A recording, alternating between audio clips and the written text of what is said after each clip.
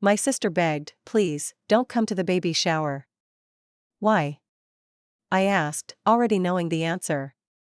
She smiled politely, "We don't want you around the other moms, you're just a nanny." My cousin laughed, "You even dress like one." I nodded, swallowed my pride. But 2 hours later, they all watched me on TV receiving a $1 million grant for childcare innovation. You could hear a pin drop.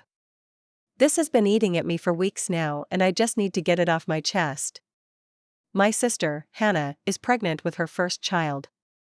A few weeks ago, she called me and, very awkwardly, asked me not to come to her baby shower. When I asked why, she said, "We don't want you around the other moms, you're just a nanny." My cousin even laughed in the background, saying, "You even dress like one." I was hurt, but I just nodded, said okay, and hung up. I figured maybe it's better this way.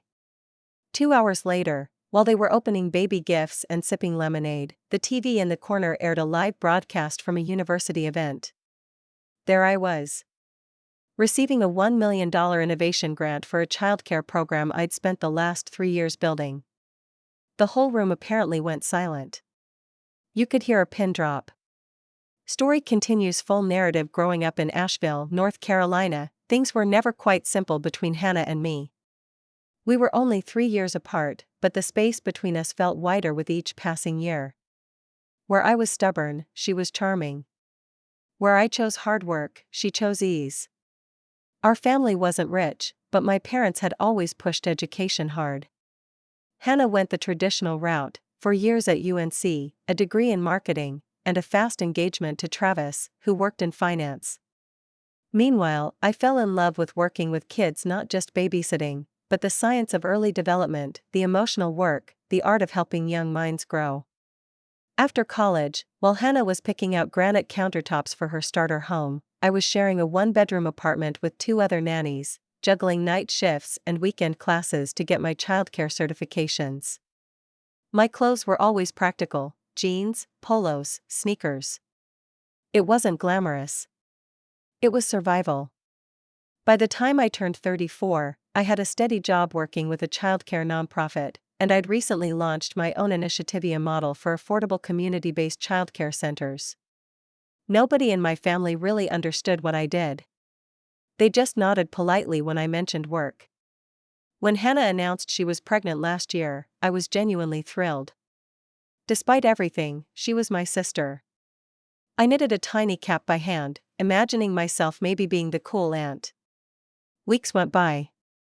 I started seeing posts online about her baby shower, cute invitations, color themes, cakes shaped like onesies. I never got an invite. I tried not to overthink it. Maybe it was a small party. Maybe it was for close friends. Then, 2 weeks before the event, she called me out of nowhere. Her voice was too cheerful, too strained.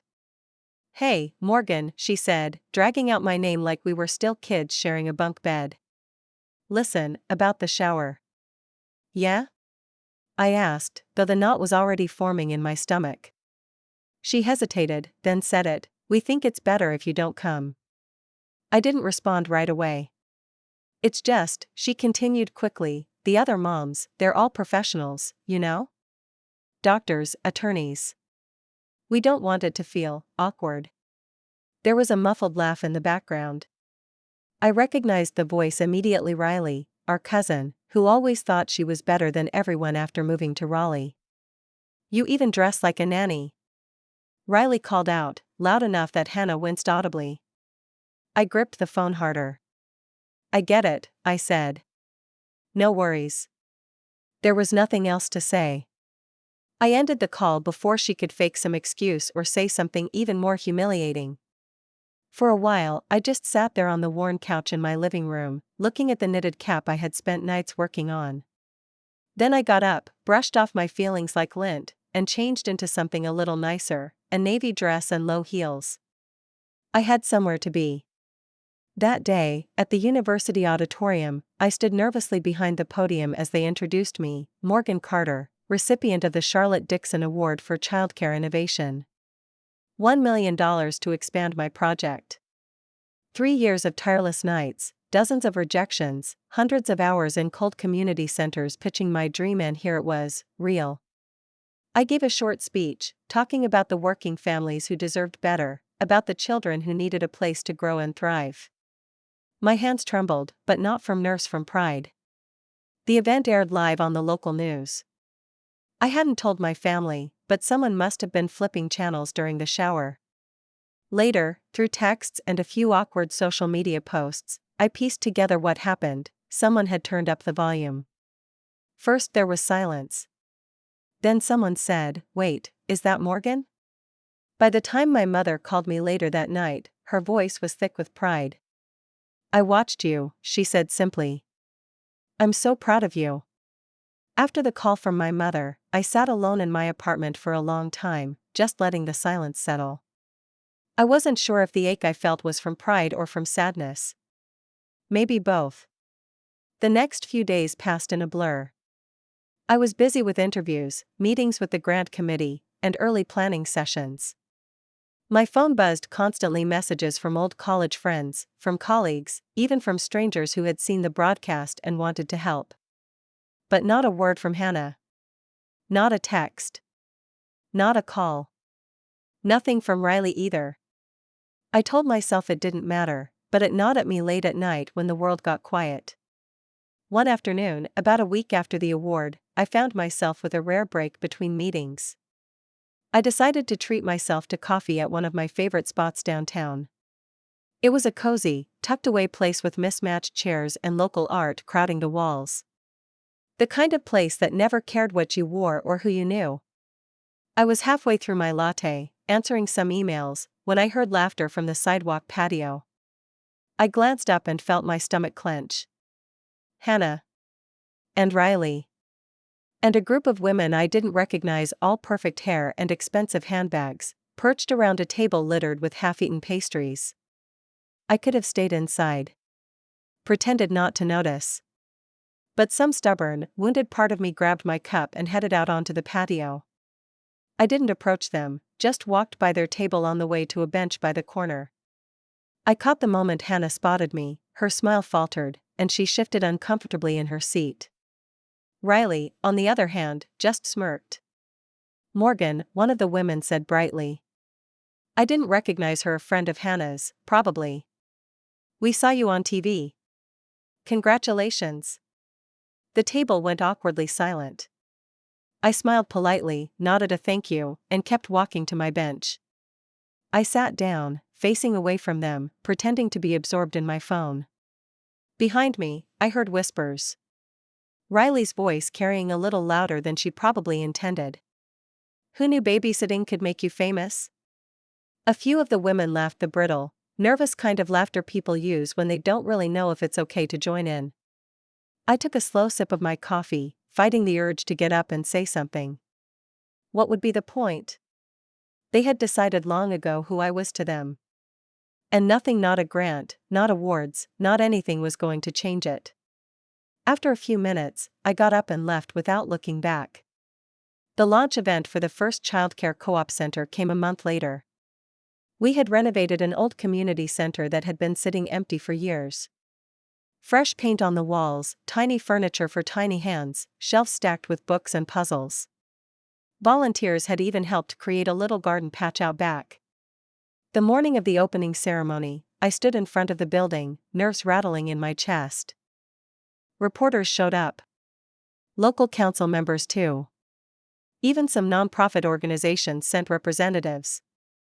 I scanned the small crowd, half hoping, half dreading that someone from my family might be there. My mother was.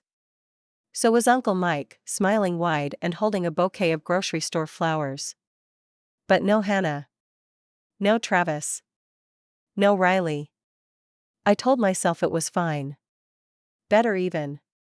The ribbon cutting was a blur. Cameras clicked. Kids ran laughing through the new playground. Parents came up to me, some with tears in their eyes, thanking me over and over. You're saving us, one mom whispered, clutching her toddler's hand tightly. You have no idea. And maybe for the first time in a long time, I believed it. After the crowd thinned out, my mom pulled me into a hug so tight I could barely breathe. I wish they could see you, she murmured into my hair. I pulled back and smiled. Maybe they don't need to, I said. The words sounded braver than I felt. Because the truth was, some part of me still ached for them to notice. Still wanted Hannah to call and say she was proud. Still wanted Riley to admit she was wrong. But they didn't. And life moved on anyway. Weeks later, when I least expected it, I got a text from Hannah. No words. Just a photo. A baby boy, cheeks rosy and round, tiny fingers clutching a soft blue blanket. The caption underneath was simple, "Meet Logan. Thought you'd want to see him." For a few minutes, I just stared at the screen, feeling a complicated swell of emotions rise up. No apology. No explanation. Just a picture. I typed back, "He's beautiful. Congratulations." Hit send before I could overthink it. Sometimes forgiveness isn't a grand moment. Sometimes it's just a choice you make quietly, for yourself.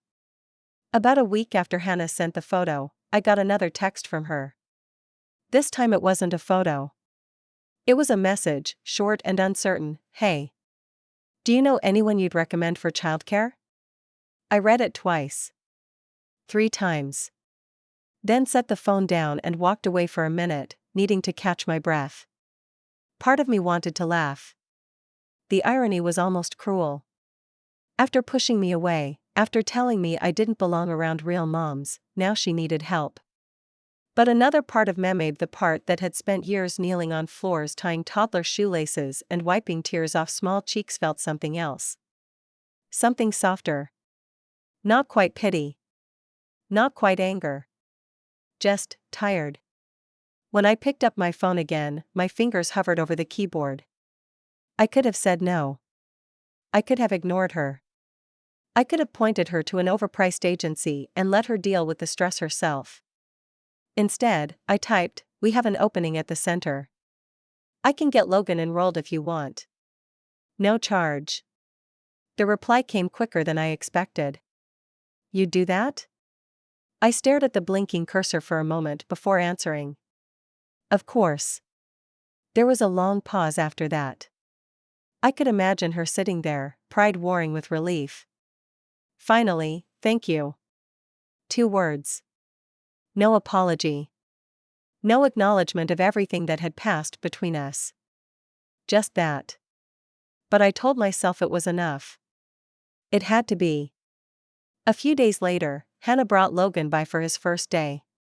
She parked a shiny white SUV in front of the center and stepped out wearing dark sunglasses and a yoga outfit that probably cost more than my monthly grocery budget.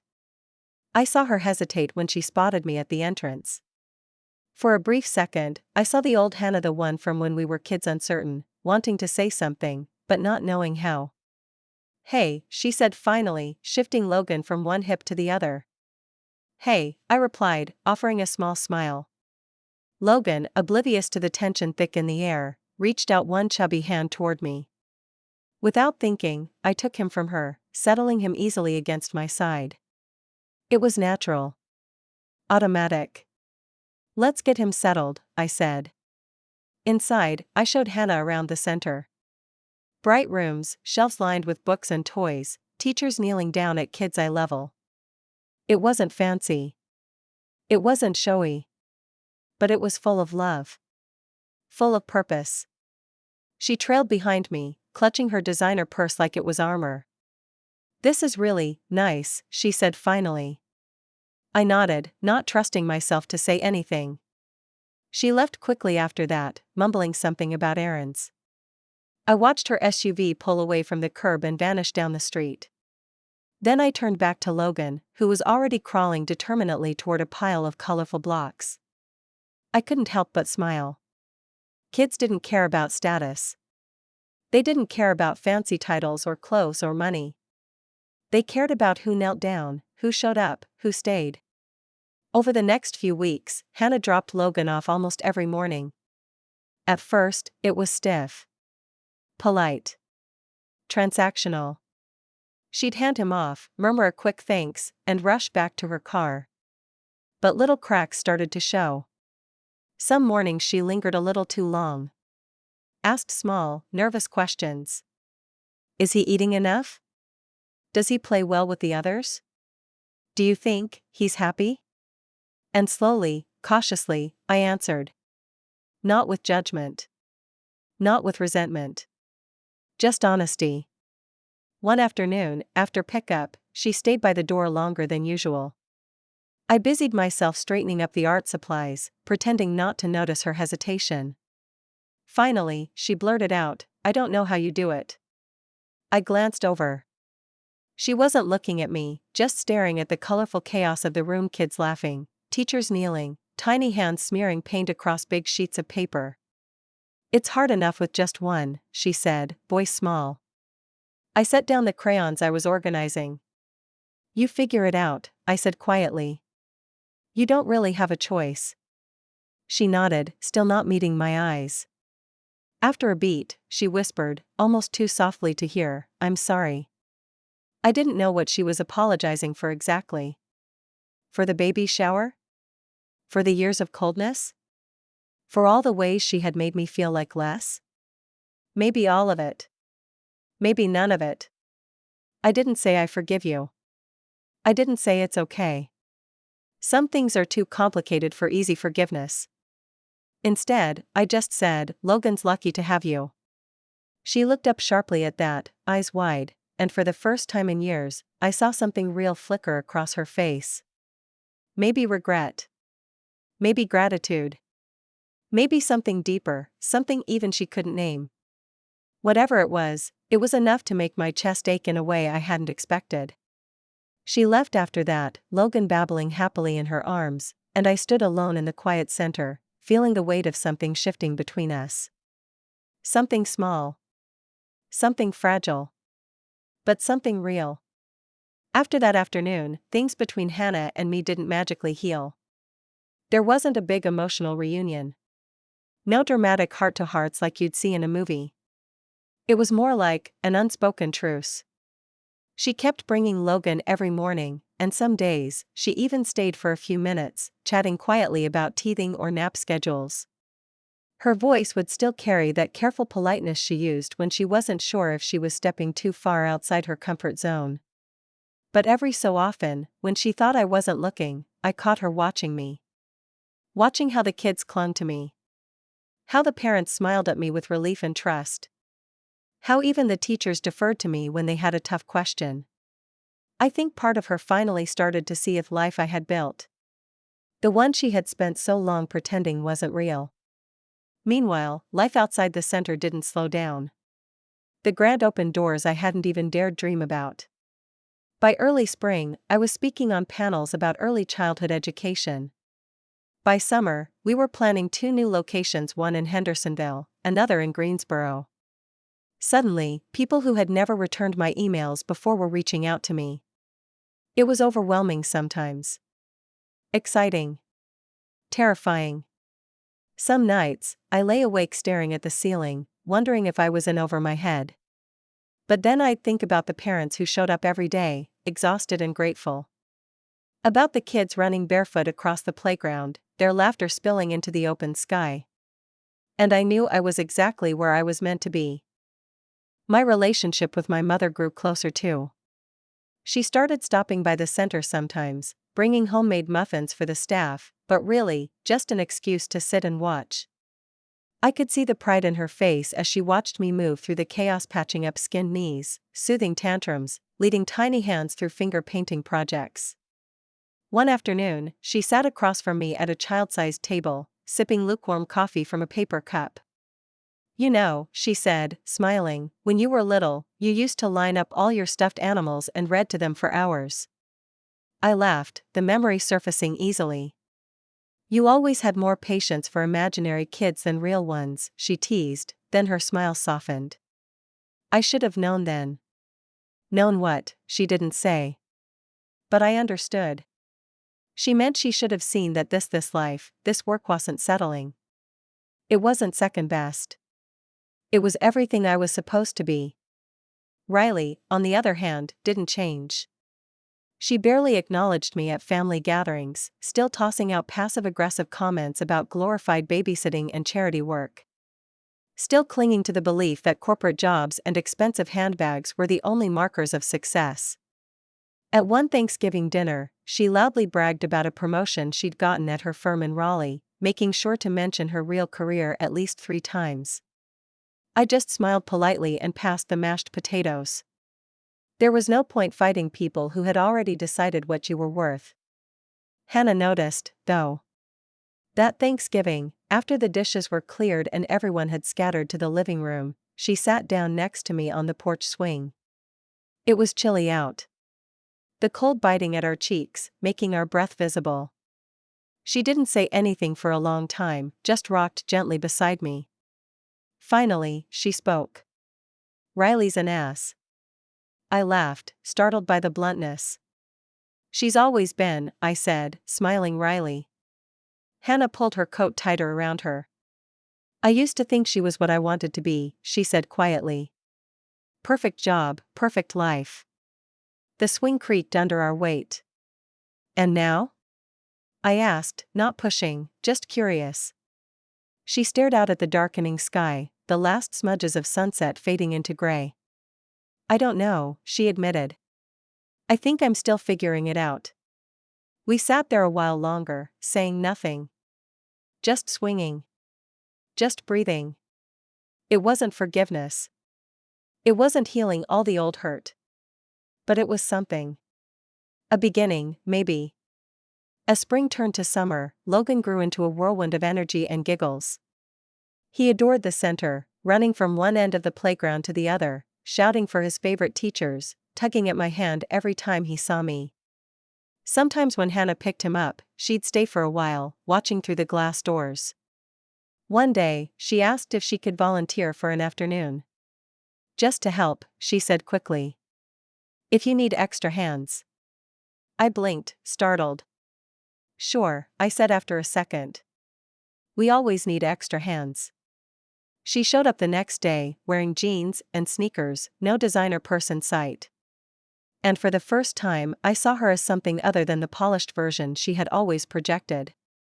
She struggled with the kids at first, unsure how to handle meltdowns, awkward with story time. But she tried. And the kids didn't care about awkwardness. They climbed onto her lap, tugged her sleeves, handed her books and plastic dinosaurs with sticky hands. And slowly, Hannah started to laugh. A real laugh. The kind I hadn't heard from her in years. Maybe longer. Over the next few months, Hannah kept volunteering.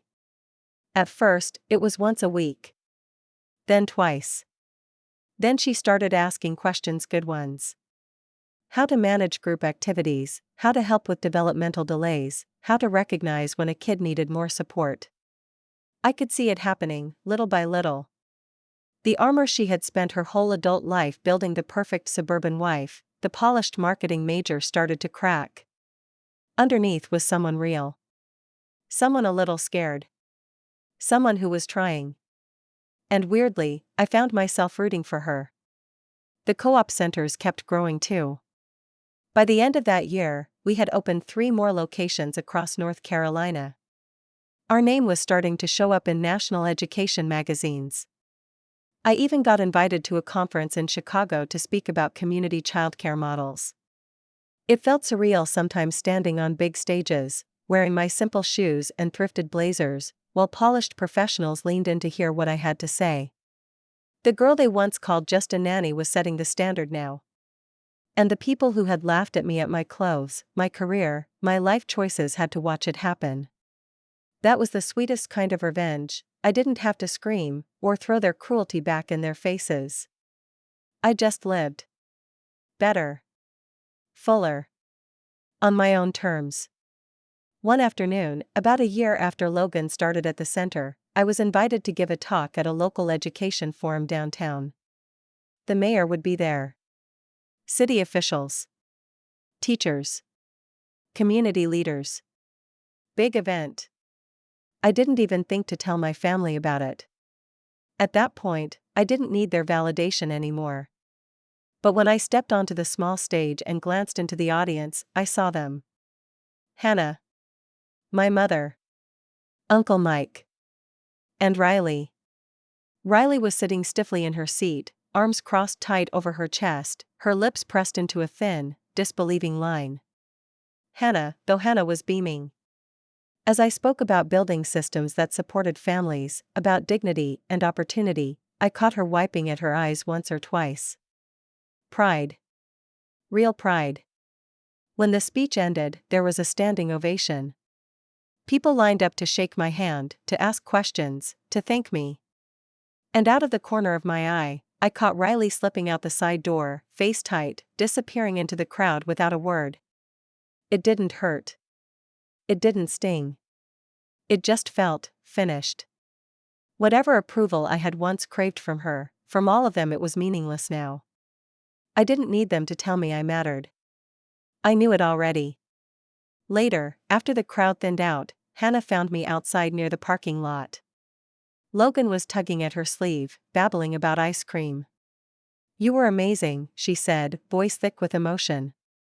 I shrugged, feeling suddenly shy.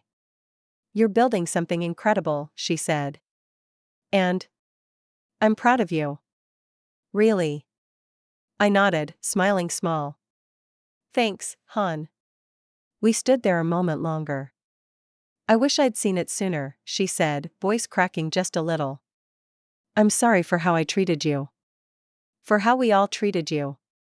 I believed her, this time. "I'm just glad you're here now," I said. Because that was the thing about family. Sometimes, the real revenge isn't shutting them out forever. Sometimes it's making a life so full, so undeniable, that even the people who tried to diminish you can't help but see it. Sometimes it's showing up anyway. Standing tall anyway. Loving bigger, dreaming louder, living better. We got ice cream that night. Me, Hannah, Logan, and my mom. We sat at a rickety metal table outside the little shop downtown, watching Logan smear chocolate all over his cheeks, laughing until our sides hurt. And as the sun dipped below the mountains, casting everything in a warm, golden glow, I realized I hadn't just gotten revenge. I had won. Without cruelty. Without bitterness. Without needing anyone to lose for me to win. I had simply built a life so joyful, so real, so solid, that there was no room left for their smallness. Only room for more love. More hope. More beginnings. And in the end, that was the sweetest victory of all.